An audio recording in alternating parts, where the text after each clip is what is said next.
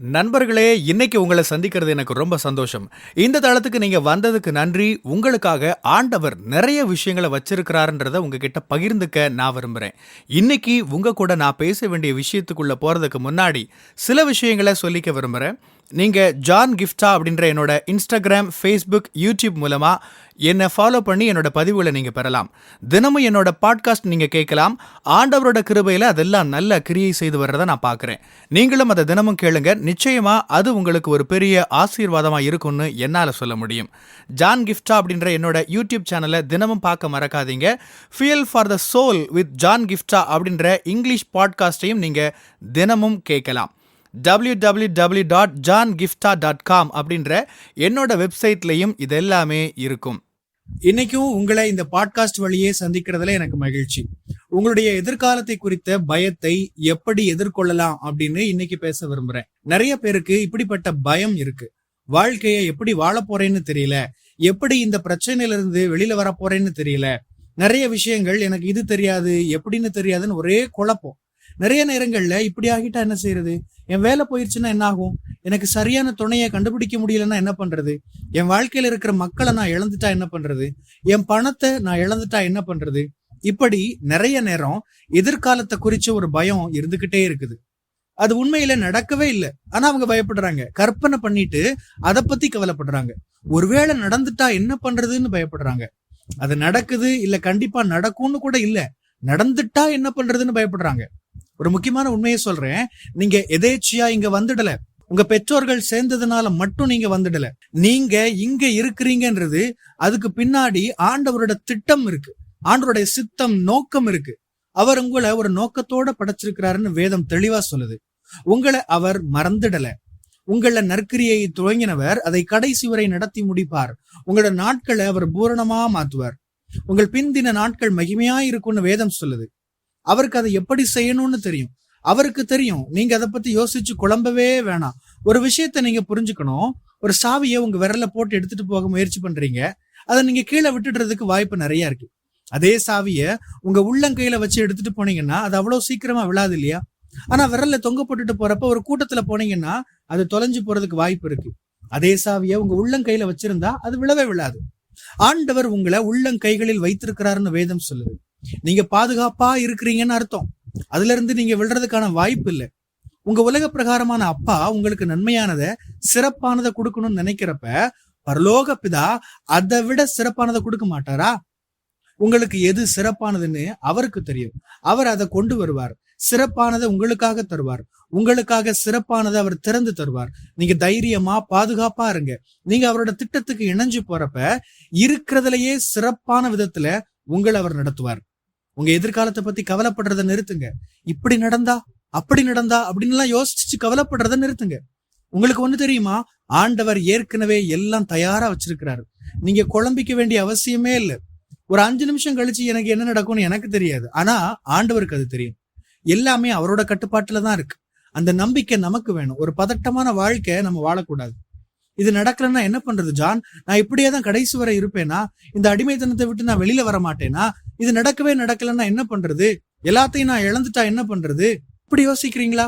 நான் ஒண்ணு சொல்லட்டுமா, நீங்க எல்லாமே இழந்துட்டாலும் கூட ஆண்டவர் உங்க பக்கம் இருந்தாருன்னா நீங்க எதையும் இழந்துடல. உங்களை எப்படி பராமரிக்கணும்னு அவருக்கு தெரியும். ஆகாயத்து பட்சிகளை பறவைகளை போஷிக்கிற ஆண்டவர், பள்ளத்தாக்கின் லீலி புஷ்பங்களை பராமரிக்கிற ஆண்டவர் உங்களை பராமரிக்க மாட்டாரா? ரோட்ல நடந்து போறப்ப நாய்ங்களை கவனிப்பேன். எனக்கு ஆச்சரியமா இருக்கும், எப்படி இந்த நாய்ங்க எல்லாம் வாழுதுன்னு யோசிப்பேன். உதாரணத்துக்காக எளிமையா இதை நான் சொல்றேன். எப்படிங்க அது வாழுது? அது உட்கார்ந்துகிட்டு நாளைக்கு சாப்பாட்டுக்கு என்ன பண்றதுன்னு கவலைப்பட்டுட்டு இருக்கா? இல்ல, அது வாழுது. ஆனா சாகல இல்ல. மக்கள் அதுக்கு சாப்பாடு போடுறாங்க, ஆண்டவர் அவங்களை ஏவுறாரு. விலங்குகள் நல அமைப்புகள் அதை கவனிச்சுக்கிறாங்க. ஆண்டவர் ஏதோ ஒரு விதத்துல அதுகளை போஷிக்கிறார். தெருவுல கிடக்குற ஒரு நாயை பராமரிக்கிற ஆண்டவர் உங்களை பராமரிக்க மாட்டாரா? யோசிச்சு பாருங்க. எதிர்காலத்துல என்ன நடக்கும்னு உங்களுக்கு தெரியாது. ஆண்டவர் ஆதி முதல் முடிவு மட்டாக எல்லாம் தெரிஞ்சிருக்கிறவர். அவருக்கு எல்லாம் தெரியும், எல்லாம் திட்டம் பண்ணி இருக்கிறார். ஒரு தொழிலை கற்பனை பண்ணுங்க. ஒரு நபர் ஒரு புதிய ப்ராடக்ட் கொண்டு வர்றார். அதை கொண்டு வந்துட்டு அப்புறமா உட்காந்து இது ஜனங்களுக்கு பிரயோஜனமா இருக்குமா இல்லையான்னு அவர் யோசிக்க மாட்டாரு. முதல்ல அவர் செய்யறதே மார்க்கெட் நிலவரத்தை பாப்பாரு, என்ன தேவை இருக்குன்னு பாப்பாரு. அதன் அடிப்படையில இந்த ப்ராடக்டை கொண்டு வந்தா சரியா இருக்கும்னு முடிவு பண்ணித்தான் ஒரு பொருளை அவர் உருவாக்குவாரு. அந்த ப்ராடக்ட் உட்கார்ந்துகிட்டு எனக்கு ஏதாச்சும் திட்டமும் நோக்கமும் இருக்கான்னு உட்கார்ந்து யோசிக்க போறது இல்ல. மார்க்கெட்ல அந்த ப்ராடக்ட்டுக்கு ஏற்கனவே ஒரு நீட் இருக்கு, ஒரு தேவை இருக்கு. அந்த ப்ராடக்ட்டுக்கான தேவை மார்க்கெட்ல இருக்குது. ஒரு சாதாரண மனுஷன் உண்டாக்கின ஒரு ப்ராடக்ட்டுக்கே, ஒரு பொருளுக்கே இப்படின்னா இந்த உலகத்துல எவ்வளோ தேவைகள் இருக்கு. அதுல யாரை கொண்டு வந்து வச்சா சரியா இருக்கும்னு ஆண்டவர் யோசிச்சு உங்களையும் என்னையும் உருவாக்கி இருக்கிறார். ஒரு சாதாரண மனுஷன் தன்னோட ப்ராடக்ட கொண்டு வர அவ்வளோ முயற்சி போடுறான்னா ஆண்டவர் எவ்வளவு அதிகமா இதுக்கு திட்டம் செஞ்சிருப்பாரு. எனக்கு இந்த மனுஷன் வேணும்னு தானே அவர் உருவாக்கி இருப்பாரு. ஆமென். இந்த உலகத்துல நான் இருக்கிறது அவசியமா?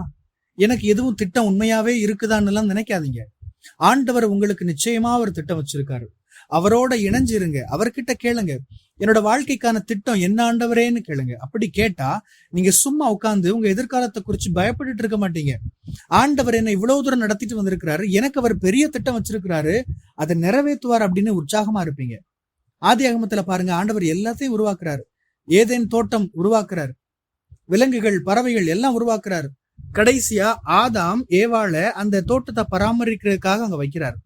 ஆண்டவர் ஆதாம் ஏவாளை உருவாக்கிட்டு அதுக்கு அப்புறமா இனிமே என்ன செய்யறது, மரங்களை இன்னும் உருவாக்கலையே, அதெல்லாம் முதல்ல செஞ்சிருக்கணும் அப்படின்னு அவர் யோசிக்கல.